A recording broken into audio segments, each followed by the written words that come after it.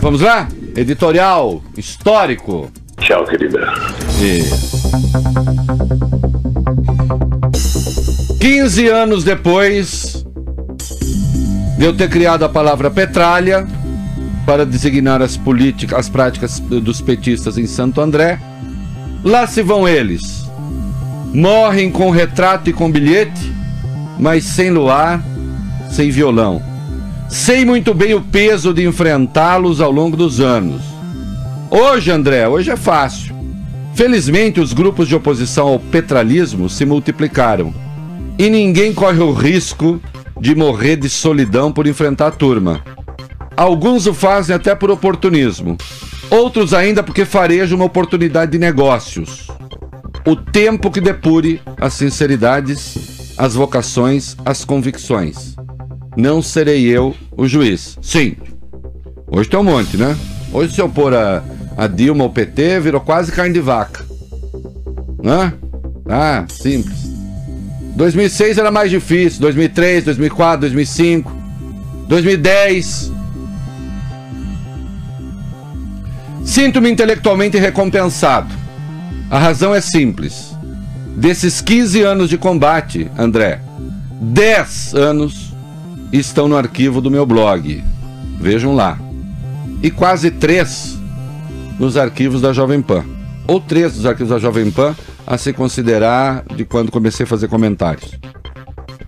Houve até um tempo em que um blogueiro petista sugeriu à grande imprensa que tentasse investigar quem eram e como viviam os leitores da minha página, do meu blog. Afinal, integrávamos o grupo, dizia ele, dos apenas 6% que achava o governo ruim ou péssimo. E é claro que os companheiros tentaram transformar a repulsa ideológica ao partido num crime. Então eram tempos em que se opor ao PT, e não se opor ao PT porque o PT é o PT, né? Não, se opor ao PT porque o PT tem um conteúdo, tem políticas. Se tivesse outro nome, como diria Shakespeare, se a rosa não se chamasse rosa, teria igual perfume, né, Julieta? Se o PT se chamasse bunda, seria igualmente ruim, né? A recompensa intelectual não se confunde nesse caso com vaidade. A minha satisfação não decorre de ter antevisto a queda dos brutos. Isso seria fácil. Em algum momento, claro, eles cairiam, ainda que fosse pelas urnas. O meu conforto deriva do fato de que, então, eu não via fantasmas quando apontava a máquina formidável de assalto ao Estado que se havia criado. Ela se destinava não só a enriquecer alguns canalhas, mas também a assaltar as instituições.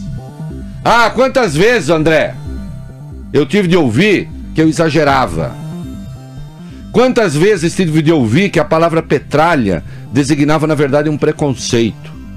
Quantas vezes tive de ouvir que eu criminalizava o PT, que eu criminalizava no PT o que considerava normal e corriqueiro nos outros partidos, não é verdade?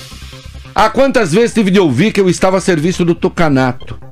Essa última acusação, diga-se, em tempos mais recentes, também ganhou as hostes da extrema-direita caquética, que precisava que o PT fosse um monstro invencível para que sua ladainha impotente e escatológica continuasse a se alimentar da paranoia dos tolos. Né?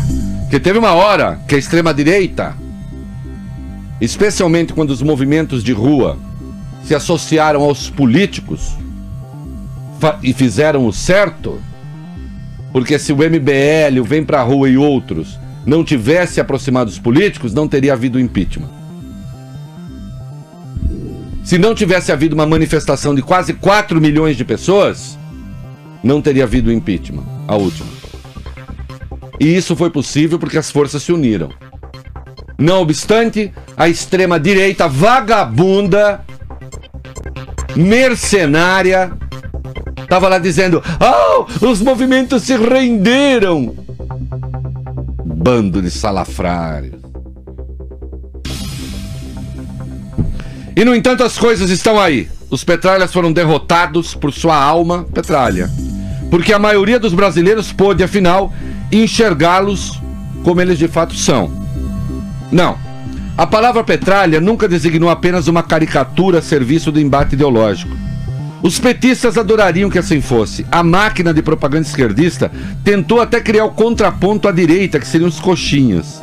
Mas foram mal sucedidos no intento, porque afinal, de um coxinha, pode-se dizer o diabo. Mas uma coisa é certa, coxinha, em nenhuma de suas acepções, virou sinônimo de ladrão. Então, até falei ontem numa palestra, o coxinha, pode achar o coxinha meio bundão, meio assim, esses coxinhas. Sinônimo de ladrão, não, nem na boca dele. Então, o coxinha não é o outro lado do petralha. Não. Não. Coxinha não rouba dinheiro público. Só se for um coxinha vermelho. Tem. Mas a gente tá falando dos outros. Marilena Chauí, aquela, né? Pode achar um coxinha reacionário, preconceituoso, abominável. Mas não tenho a menor dúvida de que ela confiaria sua carteira a um coxinha e jamais a deixaria à mercê de uns de seus pupilos petralha.